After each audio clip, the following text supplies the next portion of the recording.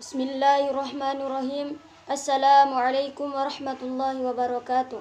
Alhamdulillahi rabbil alamin. Wassalatu wassalamu ala sayyidina Muhammad wa ala alihi wa sahbihi ajma'in. Puja dan puji syukur senantiasa kita panjatkan atas kehadirat Allah Subhanahu wa taala, serta salawat dan salam tak lupa pula kita kirimkan kepada junjungan kita Nabiullah Muhammad sallallahu alaihi wasallam. Baiklah, dalam video ini kami akan membahas makalah kami dalam mata kuliah kewirausahaan dengan membahas tema aspek legal. Adapun makalah ini dibuat oleh kami dari kelompok 6 Ilmu Al-Quran dan Tafsir reguler 2 yang beranggotakan saya sendiri, Ananda Syamri, kemudian teman saya Nur Jannah, Nurul Rahmadani Aham, dan Reski Sekar Arum. Yang pertama, pengertian aspek legal. Aspek legal adalah pondasi menuju perusahaan yang kuat, seharusnya dipatuhi, bukan dihindari. Beberapa faktor yang dijadikan dasar dalam penilaian suatu rencana bisnis, yaitu 1. Badan hukum apa yang paling sesuai untuk dijadikan bentuk formal badan usaha yang akan didirikan. Yang kedua, komoditas usaha termasuk jenis barang dagangan, komoditas yang diperbolehkan atau dilarang undang-undang. Yang ketiga, cara berbisnisnya melanggar hukum agama atau tidak. Dan yang keempat, teknik operasional mendapatkan izin dari instansi, departemen, dinas terkait atau tidak.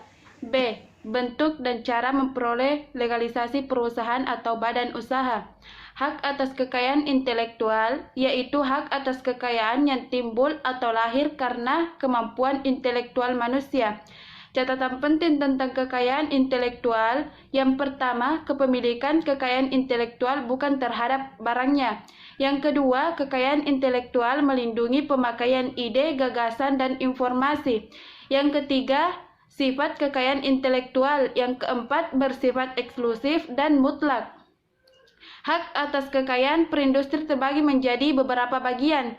Yang pertama, paten, yaitu hak eksklusif yang diberikan oleh industri kepada inventor atau hasil invensinya di bidang teknologi. Yang kedua, merek, yaitu tanda yang dapat ditampilkan secara grafis. Yang ketiga, rahasia dagang, yaitu informasi yang tidak diketahui oleh umum di bidang teknologi. Yang keempat, desain tata letak sirkuit terpadu, yaitu produk dalam bentuk jadi atau setengah jadi. Hak cipta, yaitu hak eksklusif pencipta yang timbul secara otomatis berdasarkan prinsip deklaratif setelah suatu ciptaan diwujudkan. Baik, selanjutnya badan usaha. Badan usaha yaitu kesatuan yuridis atau hukum, teknis, dan ekonomis yang bertujuan mencari laba atau keuntungan. Dalam dunia perekonomian, banyak usaha-usaha yang didirikan oleh berbagai pihak, baik kepunyaan sendiri maupun bersama.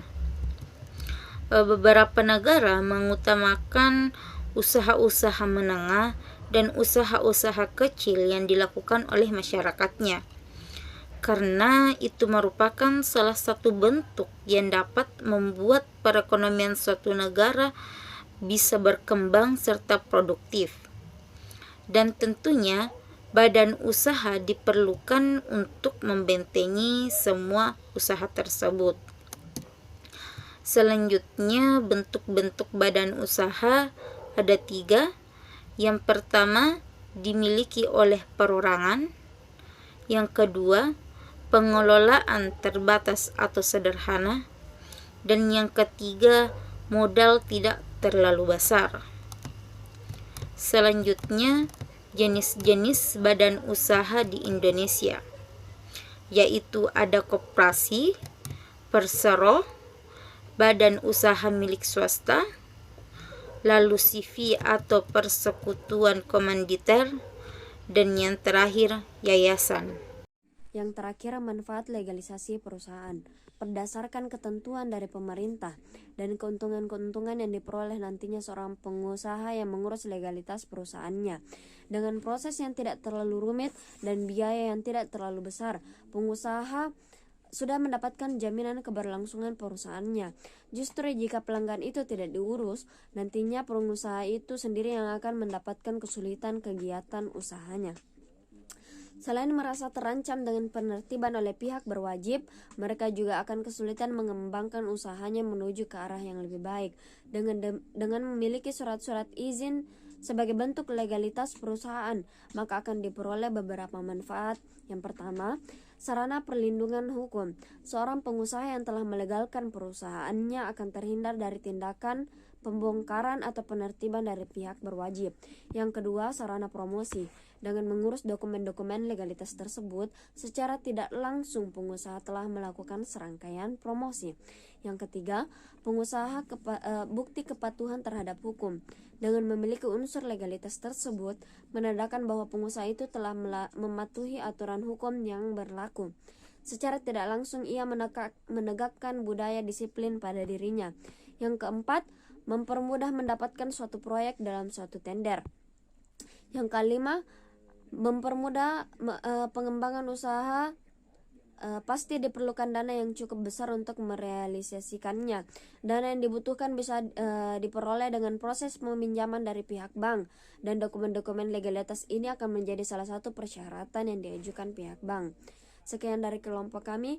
Akhirul kalam, wallahu musta'anu alaihi tiklan. Assalamualaikum warahmatullahi wabarakatuh.